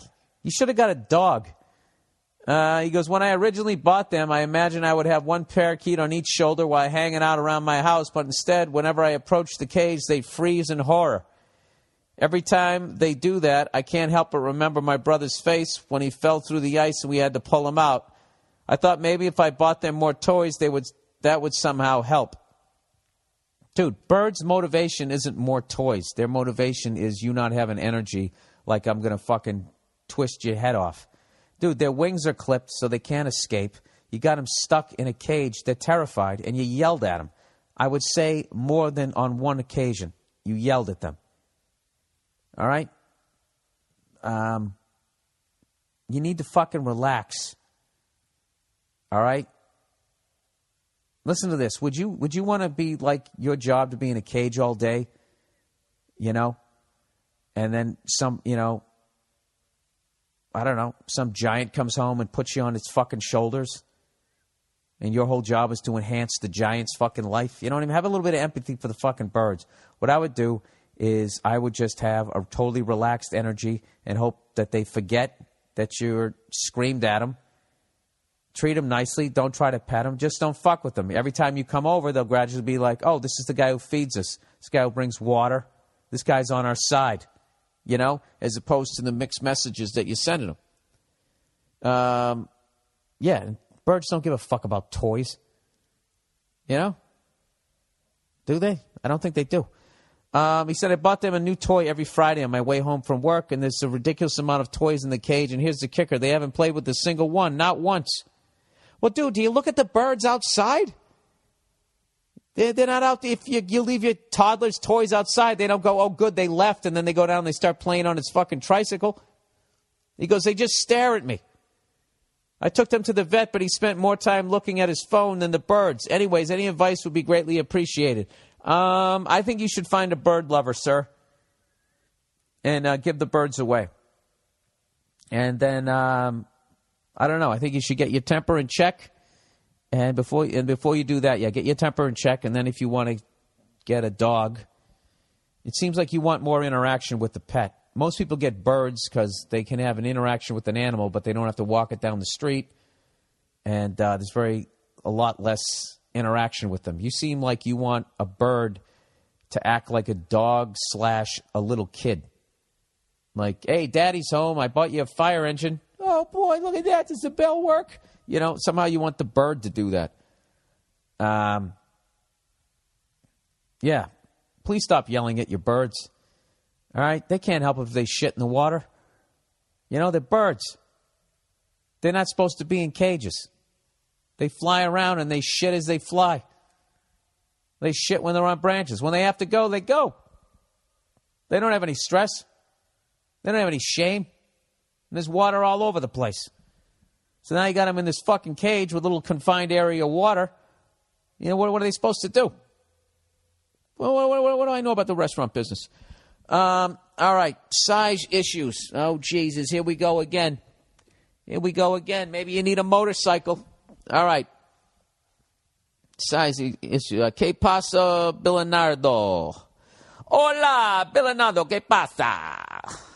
Ocho. We all know your disability to read properly. Well, you know what? You don't even know how to write a sentence properly. Half of this shit is I get too far in front of myself, and the other half is you guys don't know how to write a fucking sentence. We all know your disability to read properly. Is that even written correctly? Or am I a moron again? We all know you have a disability when it comes to reading properly. Isn't that how it's supposed to be? So I don't fuck. So I'm going to give it my best shot to keep it very short. Look at you coming with the arrogance like you have all life figured out, right? You got something tattooed on your rib cage. As you may have read the subject title of this email, you may already know where this is heading. Yeah, you seem pretty cocky for a guy with a little dick. He says, I recently got into an argument with my girlfriend, who I've been with for a little more than 2.5 years, where she told me that she wished I had a bigger dick. Oh, man. Yeah, that relationship is over, dude. That relationship is over one of two ways. Either one, she's just trying to be so fucking mean to you that you break up with her because she doesn't want to be the bad guy, or she's just such a fucking self-involved human being that she doesn't realize like how mean that is. That'd be like you said, yeah, no, I like you. I wish your tits were bigger. That would just be the meanest fucking thing. Why would you say that to somebody that you cared about? That's a horrible thing to say, sir. You know what? You started off as an arrogant cunt. Now I'm feeling bad for you. Dude, that's not the mother of your kids. Just take the dick out of the equation. What if you just said your nose is too big? That's just fucking, that's just something a terrible person says. She goes, I was shocked to hear this and didn't know what to say. There's nothing to say. There's nothing you can do about it. This is the first time she ever mentioned my penis size. Also the first time in my life, by the way, I guess anybody's ever brought it up. To be honest, I don't know that I'm not well endowed with my 5.5-inch rocket. You're a little below average, sir. I'm not going to lie to you. Now I'm being mean. You know, you can grab the rim, but you can't stuff it home, if you know what I mean. And I did have insecurities about it in the past, but learned to accept it and moved on. I never heard any of my former bed partner girls complain, and the sex was usually great. I know that it may sound ridiculous, but those few words were heartbreaking to hear and put a big giant stain on my confidence. Yeah, it's a terrible thing that she said. I haven't felt like having sex ever since she made that remark, and I am afraid it's going to be a while. I haven't spoken to her since the argument, since I work a lot. We don't live together. I know it's a stupid thing to be upset about. No, it isn't, sir. You're 100% in the right. 100% in the right. And he goes, and I usually don't really care about penis sizes, but hearing that you're small from your own girlfriend is a whole other story. I'm typically not that guy that gets back at her by pointing out her physical flaws, but I don't know where to go from here. It's even been difficult texting with her. What do I do, Bill? Got any advice? Okay, you said you don't know where to go from here. I can tell you exactly where to go. Right out her front fucking door. That's it. It's a wrap, sir. It's a wrap, okay? Now listen, I'm not saying that she's wrong for wanting a bigger dick, okay? Like, she needs more to satisfy her or whatever, or she just wants to go out and bang some fucking big dick dude at this point. All right? You know, but her tact is wrong. Okay?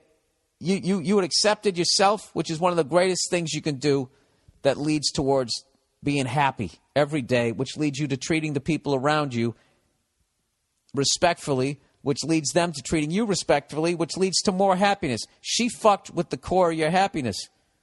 You know?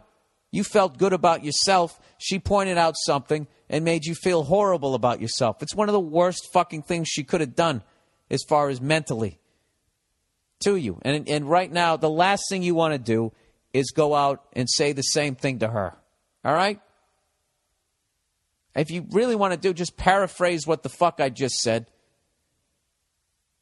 It just I don't know. And I would just leave it at that. And the childish thing to do, this is what, if you really want to get her back, just say, and the childish thing for me to do would point out some of your physical flaws.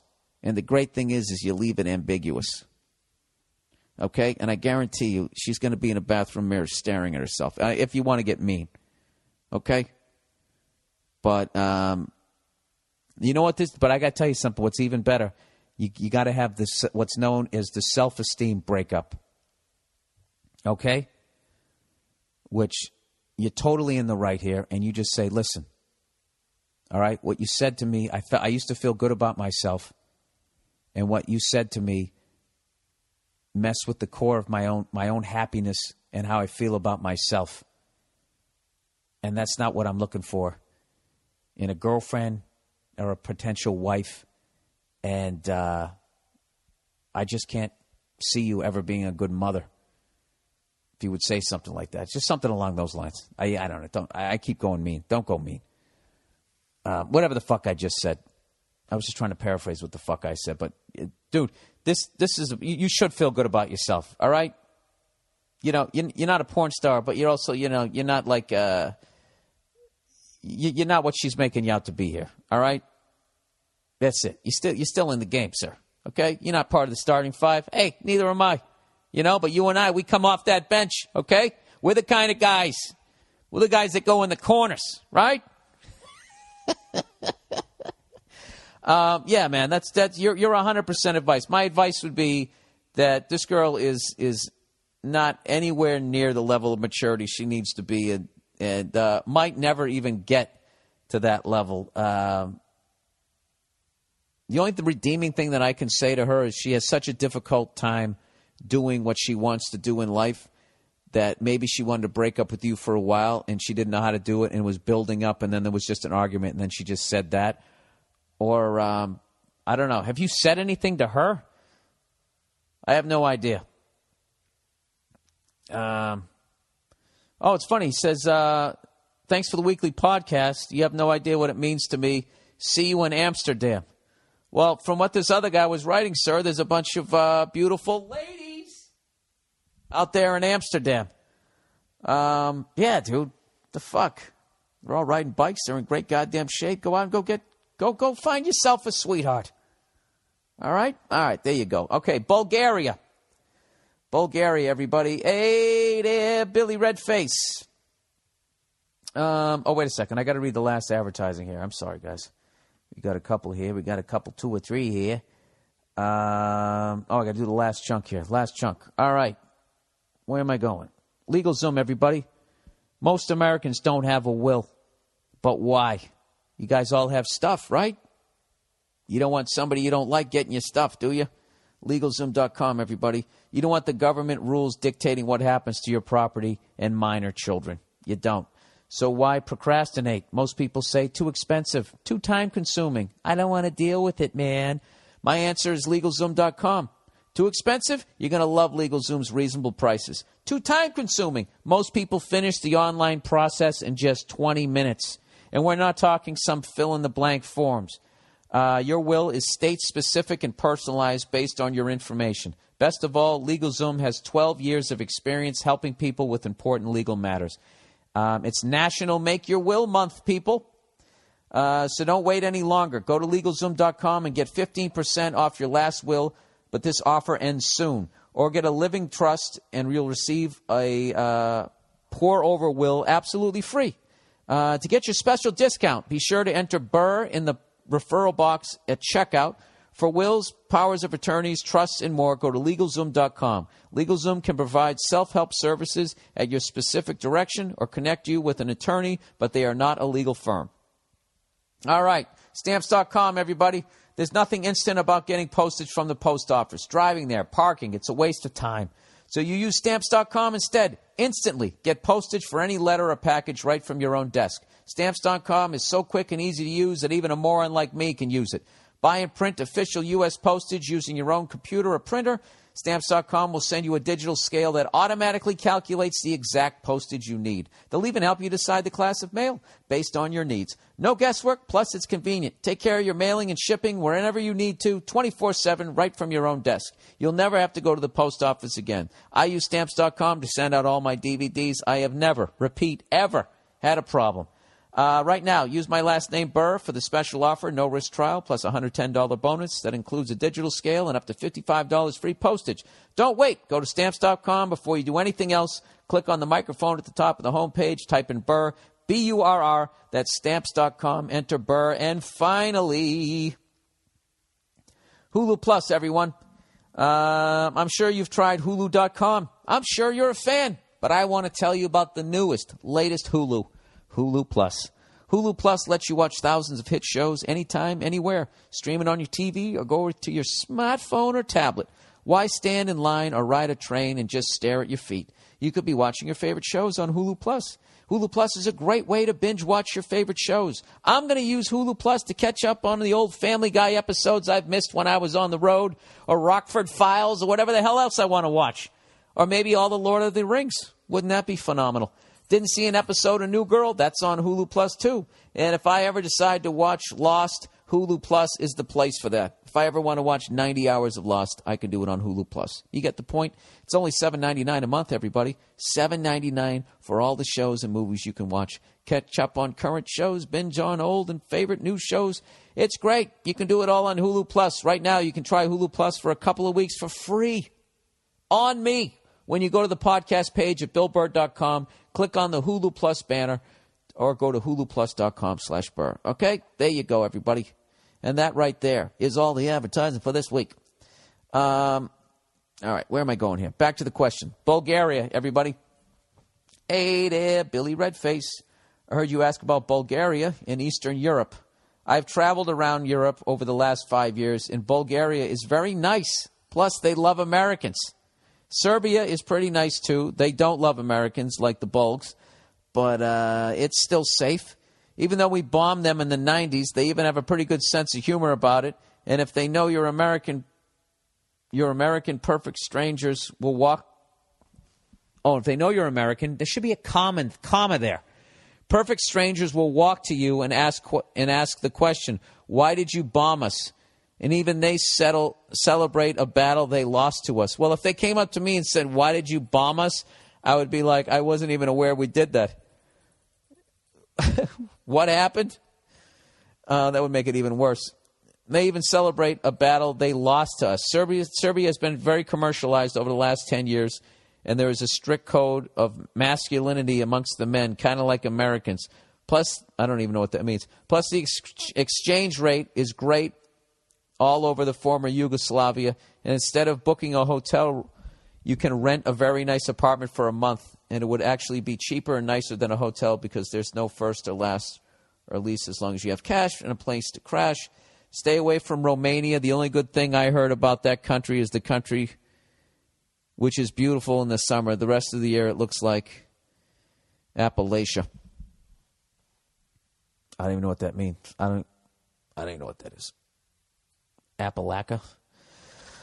I always feel like if I'm going to get kidnapped in Europe, I always feel like it's going to be in Eastern Europe. I would think of that. And you never hear anything about Bulgaria. What the fuck did we do? I need to know this.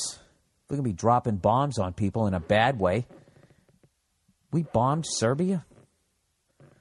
Was that when the Croatia, the Serbians, Bosnia, Herzegovina, they were all fucking battling with each other? That's when Yugoslavia and Czechoslovakia became independent of Russia.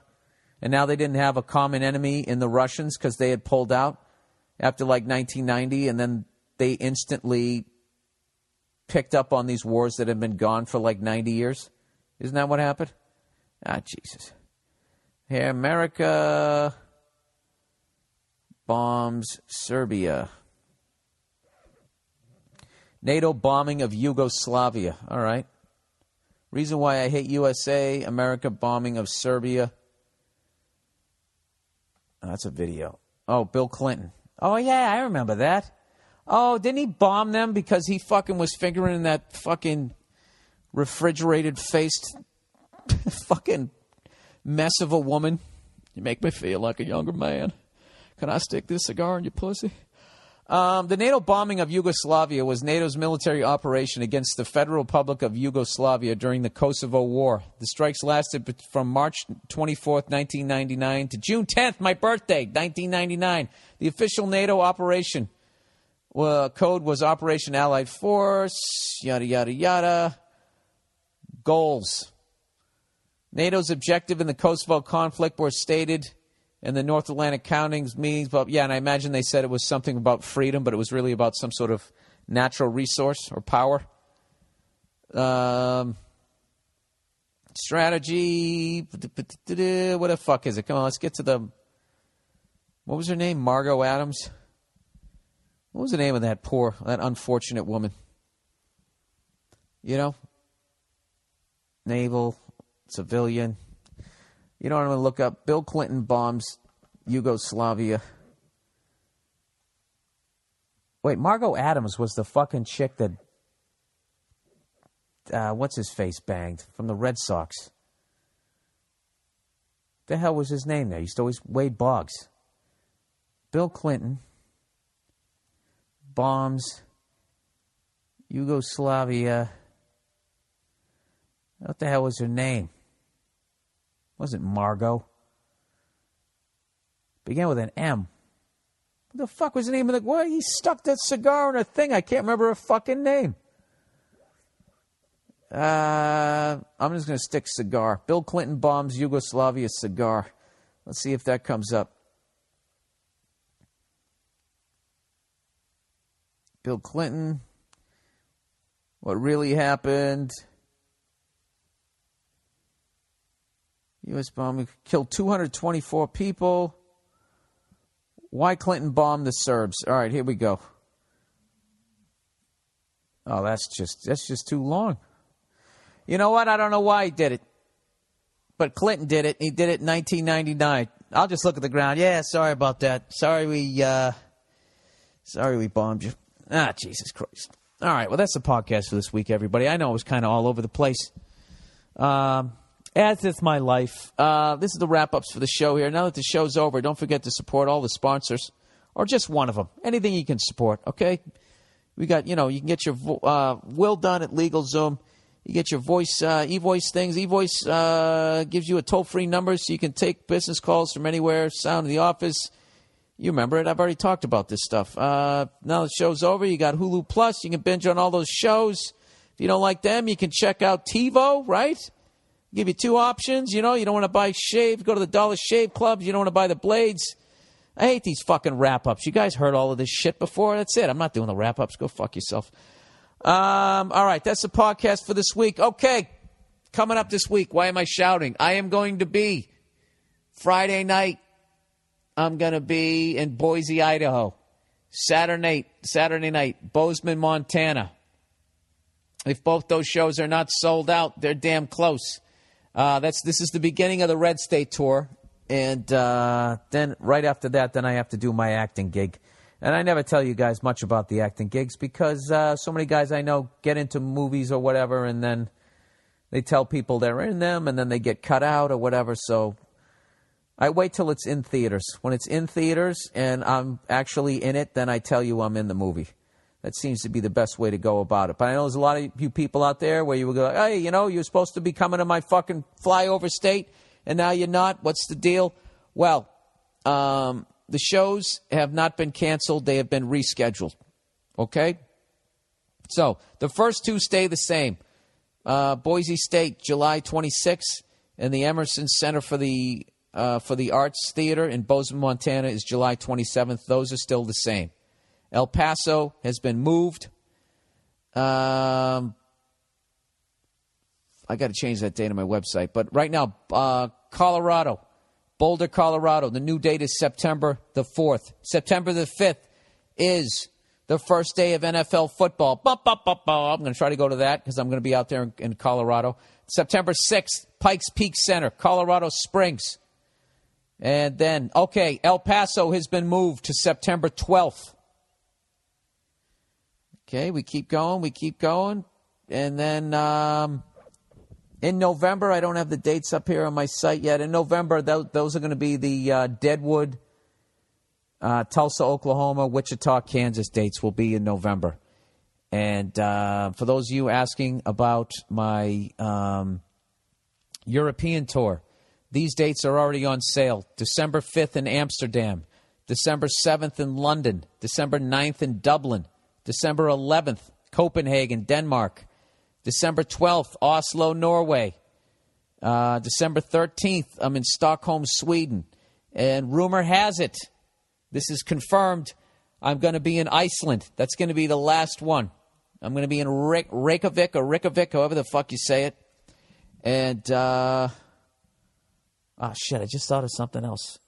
What the hell was I going to say? You know what? I just totally spaced. I don't fucking know. Anyways, I'm going to be over there. And other dates coming up are Helsinki. I'm also going to be in Glasgow, Scotland. And I think that's it. That'll be it. Those are all the countries I'm hitting. Iceland, Ireland, Scotland, England, Norway, Sweden, Finland, Copenhagen, and the Netherlands. So there you have it. All right? With any luck, I'm going to go to Italy right before I do my tour. I'm going to sit there. Anybody has any advice? Anybody listen to this podcast over in Italy? Where should I go? What should I do? I got like 3 days. I've never been there. Should I go to Rome first? Should I see the Colosseum? And if I'm there, where should I eat? Because I know everybody out there is going to be like, we got the best, with the blah, blah, blah. And they don't. I want you to tell me where it's at. All right? That's it. That's the podcast for this week. Go fuck yourselves. And that's it. I'll talk to you next week. All right.